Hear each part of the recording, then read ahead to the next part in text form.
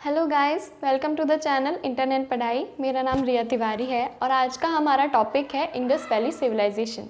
हम Indus valley civilisation के बारे में पढ़ेंगे आज। इससे पहले हम इंडस वैली सिविलाइजेशन के बारे में पढ़े, हमें ये जानना ज़रूरी है कि हमें इसके बारे में पता कैसे चला। तो जो सोर्सेज क्या थे हमें पता चलने की, हमें पता कैसे चलता है कि ये इस टाइम पुरानी है, ये चीज़ बहुत ज़्यादा पुरानी है या नहीं है, ये सब टेक्नोलॉजी से पता चलता है। लेकिन ये हमें मिलती कैसे, सोर्स क्या होते हैं?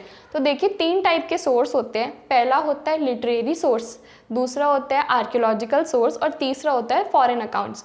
तो जो लिटरेरी सोर्स होता है, जिसमें जो लिखी हुई इन्फॉर्मेशन होती है, वो लिटरेरी सोर्स कहलाता है। जैसे रामायण और महाभारत है, वो हमारे लिटरेरी सोर्सेस में आते हैं। पुराण हमारे लिटरेरी सोर्स में आता है। जो आर्कियोलॉजिस्ट सोर्स होते हैं, उसमें क्या होता है, कॉइन्स होते हैं। जैसे पिछले टाइम में मंच मार्क कॉइन्स चलते थे, गोल्ड कॉइन्स चलते थे, तो गोल्ड कॉइन से पता चलता था कि ये बहुत ज़्यादा अच्छा और बहुत अमीर राज्य था। सिल्वर कॉइन थोड़ा ठीक ठाक राज्य था, ऐसे पता चलता है। मॉन्यूमेंट्स, जो रॉक एडिक्ट्स जो अशोका ने दी थी, हमें अशोका के बारे में मोस्टली उसकी रॉक एडिक्ट से पता चलता है। तो ये होते हैं आर्कियोलॉजिकल सोर्सेज। और ट्रैवलर्स अकाउंट, जैसे कि जो बाहर से ग्रीक एम्बेसडर आया था, उसने लिखा था, इंडिका लिखा था, और फाहीन थे। इन्होंने जो फॉरेन अकाउंट्स जो होते हैं, जो फॉरेनर्स लिखते हैं हमारे यहाँ के, इन्हें हम फॉरेनर्स अकाउंट बोलते हैं। तो अब हम बात करते हैं इंडस वैली सिविलाइजेशन की। इंडस वैली सिविलाइजेशन को हिंदी में सिंधु सरस्वती सभ्यता के नाम से जाना जाता है। इसका दूसरा नाम हड़प्पा कल्चर भी है। तो क्या हुआ था, 1853 के अंदर कनिंगम नाम का एक ब्रिटिश इंजीनियर था। उसने एक सील देखी। उस पे सील में क्या था कि एक बुल का कैरेक्टर बना हुआ था और ऊपर 6 लेटर्स लिखे हुए थे।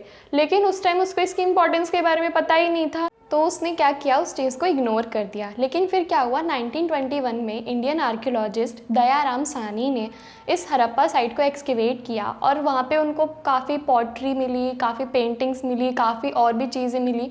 फिर उसी टाइम पे क्या हुआ था, उसकी कुछ ही दूरी पर 1921 में ही आर.डी. बैनर्जी ने मोहनजोदारो नाम की एक साइट को एक्सकेवेट किया था। ये जो दोनों है, ये इंपॉर्टेंट सिटीज़ हैं, इनके ऊपर मोस्टली क्वेश्चंस आते हैं, तो आप इनको मार्क कर लीजिए। फिर आगे हम चलते हैं। ये जो साइट थी, ठीक है, जो इंडस वैली सिविलाइजेशन थी, ये ट्रायंगुलर फॉर्म के अंदर एक्सपैंड हुई थी। इसका एरिया था 12,99,600 स्क्वायर किलोमीटर का इसका एरिया था। अभी तक हमें जो है 2800 साइट्स ही अवेलेबल हैं, इतनी ही एक्सकेवेट की हुई है, लेकिन आगे और भी जारी है। ये जो थी इंडस वैली सिविलाइजेशन, ये सबसे बड़ी सिविलाइजेशन थी उस टाइम की। उस टाइम पे मेसोपोटामिया और इजिप्ट, ये दोनों साइट्स भी थी, लेकिन उनसे सबसे बड़ी ये थी Indus valley civilisation. Indus valley civilisation जो है इंडस बैंक पर बनी गई है, इसलिए हम इसे इंडस वैली सिविलाइजेशन के नाम से जानते हैं।